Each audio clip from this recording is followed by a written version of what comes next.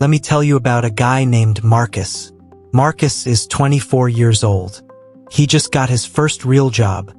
Not the part-time cafe job, not the internship that paid in experience. A real job with a real salary and real money hitting his bank account every 2 weeks. And for the first time in his life, Marcus has a little breathing room. He's covering his rent, his groceries, his phone bill, and there's still something left over at the end of the month. About $1,000, give or take. Now here's where it gets interesting, because Marcus is a smart guy. He's not blowing it all at the club every weekend.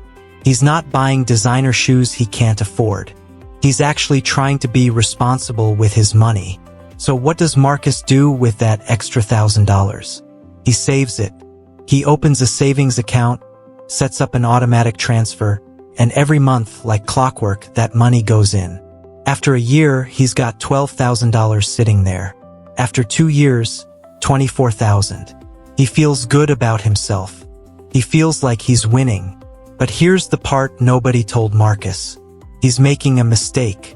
A quiet, invisible, completely understandable mistake. And it's costing him more money than he can imagine. Not because he's spending too much, because of what he's not doing with what he saves. And by the end of this video, you're going to understand exactly what that mistake is, why almost everyone in their 20s makes it, and what to do instead, using one of the most powerful ideas in all of personal finance. Let's get into it. Here's the thing about saving money. We've been taught since we were kids that saving is the responsible thing to do. Put money away for a rainy day. Don't spend what you don't have. Build up a cushion. And that advice isn't wrong. It's just incomplete. Because there's a massive difference between saving money and growing money. And most people in their 20s spend years doing the first one without ever really doing the second. Think about it this way. Imagine you have a garden, and every day you water it. You're consistent, you're disciplined, you show up every single morning with your watering can. But here's the problem, you never actually planted any seeds. You're doing the habit right. You're putting in the effort. But nothing is growing. That's what most people in their 20s are doing with their savings. They're watering an empty garden. Now I want to be careful here because I'm not talking about the people who are genuinely struggling, living paycheck to paycheck, dealing with debt, just trying to get by. That's a real situation and it deserves its own conversation. I'm talking specifically about the people who do have a little extra money each month. $50, $200, $500, $1,000. And they're putting it in a regular savings account and calling it a day. Because that savings account feels safe. It feels responsible. Feels like the right thing to do. But there's a silent villain hiding inside that savings account. And its name is inflation. Let's talk about inflation, but not the way they explain it in textbooks.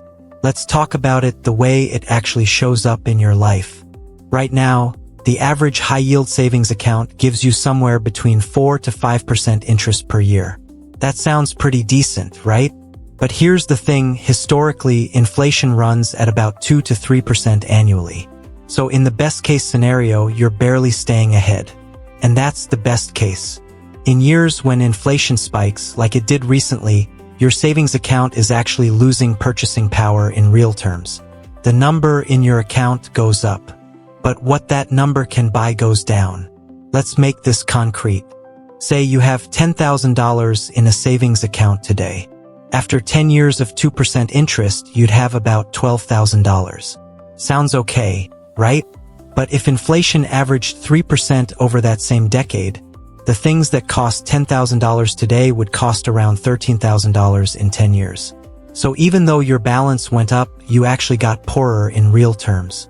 You worked hard, you saved diligently, and you still fell behind. That's the invisible tax that nobody warns you about. And it quietly eats away at the savings of millions of people every single year. But here's where we flip the script. What if instead of just parking that money in a savings account, you put it somewhere that historically has returned 8 to 10% annually? Let's go back to Marcus. Marcus is saving $1,000 a month.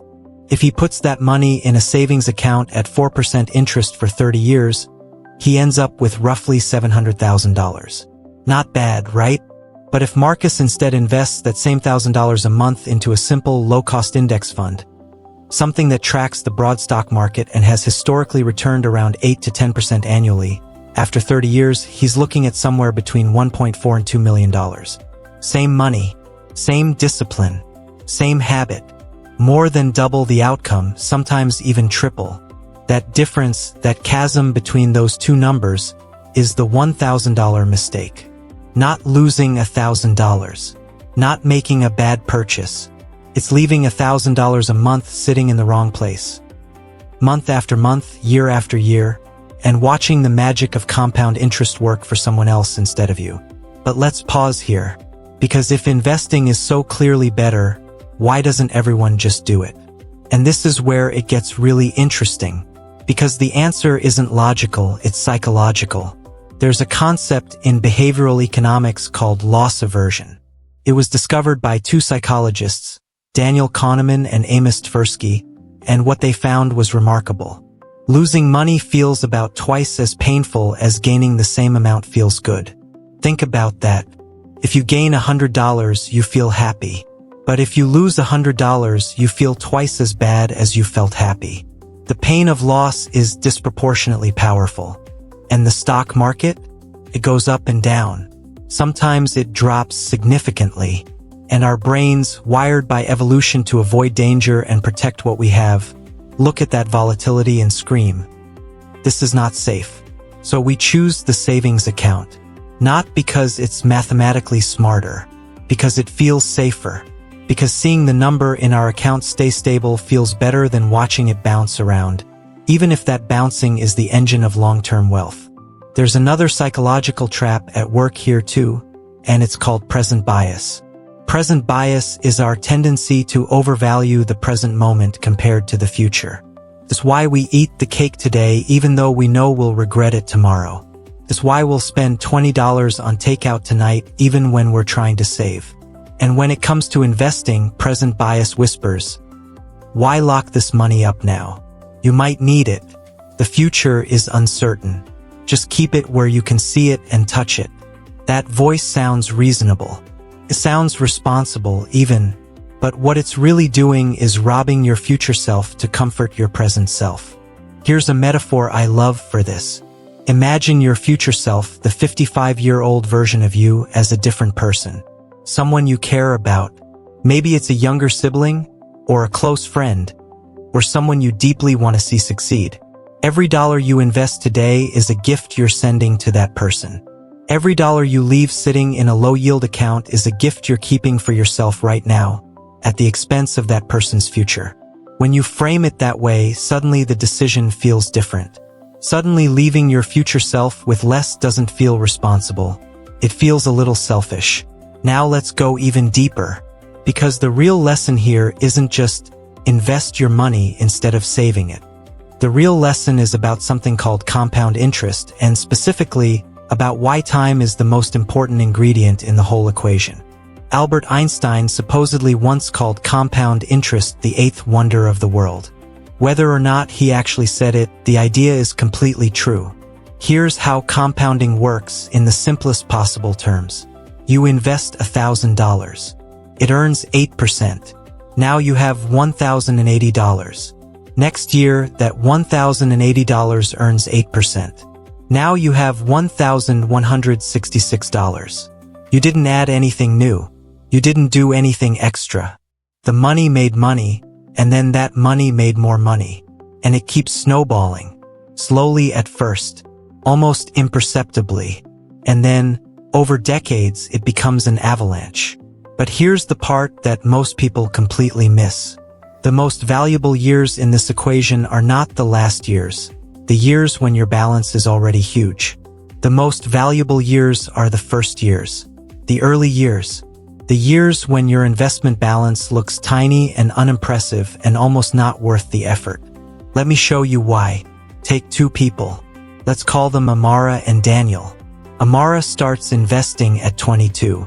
She puts in $300 a month every month until she's 32, 10 years, and then she stops completely. Never adds another dollar. Daniel starts at 32. He puts in $300 a month every month until he's 62, 30 years. 3 times as long as Amara. Same investment returns. Same monthly contribution. Who ends up with more money at 62? Amara does. By a significant margin. She invested for only 10 years, and Daniel invested for 30. But because Amara started earlier, her money had more time to compound. Those early years, when the balance was small and it felt like nothing was happening, were quietly doing the heaviest lifting. This is the concept of time in the market versus timing the market, and it's one of the most important ideas in all of personal finance. Most people in their 20s think they need to wait until they have more money, or more knowledge, or until the market looks more stable before they start investing. But that waiting, that perfectly reasonable, completely understandable waiting, is the most expensive thing they'll ever do. Every year you wait doesn't just cost you 1 year of returns. It costs you the compounded returns on those returns for every year that follows. It's not linear, it's exponential, and the losses stack invisibly, silently, in a way you'll never see on a statement. So what do you actually do with all of this? Here's the practical version, as simply as I can put it. First, and this is non-negotiable, make sure you have an emergency fund. 3 to 6 months of living expenses in a high-yield savings account. This is your safety net. This is what keeps you from having to sell your investments at the worst possible moment because your car broke down or you lost your job. Get this first.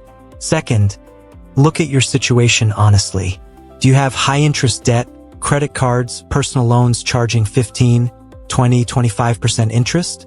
Pay those off before you think about investing. There's no investment that reliably beats 20% guaranteed returns, which is what you get by eliminating 20% interest debt. Once those 2 things are handled, emergency fund, high-interest debt gone, now you invest. And the good news is you don't need to be a stock-picking genius. You don't need to read financial statements or understand complex option strategies. You can start with something as simple as an index fund, a fund that buys a little piece of hundreds or thousands of companies at once, spreading your risk automatically.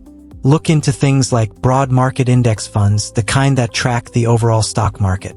They're low cost, they're diversified, and historically they've delivered strong long-term returns without requiring you to do anything clever. Set up an automatic investment. Pick an amount, even if it's $50 a month, even if it's $20 a month, and automate it so it happens without you having to think about it. Remove your present biased brain from the equation entirely. And then, this is the hardest part, but also the most important part. Leave it alone. Don't check it every day. Don't panic when the market dips. Don't try to pull it out when things look scary. The volatility is not the enemy. The volatility is the price of admission for the returns. Every dip in the market is the stock market on sale, and the people who win long-term are the ones who stay invested through the uncomfortable moments. The market has recovered from every single crash in history. Everyone. The people who stayed in came out ahead. The people who panicked and sold locked in their losses and missed the recovery. Time is your greatest ally. Panic is your greatest enemy. Let's go back to Marcus one more time. Marcus is 24. He has $1,000 a month he's not sure what to do with. He's been putting it in his savings account because it feels safe, it feels responsible, it feels like the right thing to do. And now Marcus understands something he didn't understand before. Safety isn't just about protecting what you have right now. Real financial safety is about making sure your future self has enough.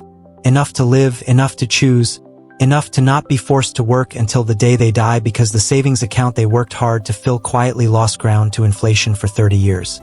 The $1,000 mistake isn't dramatic. There's no bad purchase, no scam, no moment you'll point to and say, that's where it went wrong. It's quieter than that. It's month after month of a well-intentioned decision that felt responsible but was built on an incomplete picture. And the most powerful thing about understanding this, really understanding it, is that it's one of the easiest mistakes in personal finance to correct. You don't need a financial advisor. You don't need a business idea.